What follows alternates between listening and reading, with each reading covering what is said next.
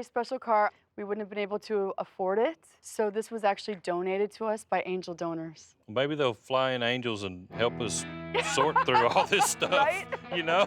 I mean, wow. There's a lot of stuff here. I hope it's all here. What are your first thoughts?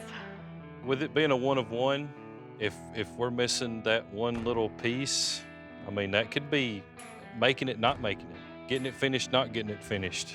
It's hard to find some of these parts, right? Just like this piece of trim right here, the convertible top stuff. That stuff it's like hen's teeth. You just don't find them, and hopefully it's all there and it all works.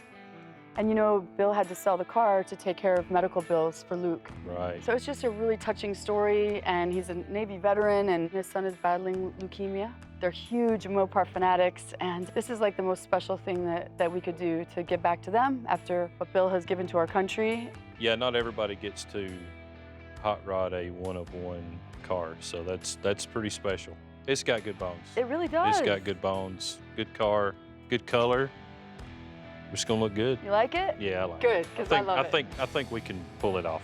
Yay! Now that's music to my ears.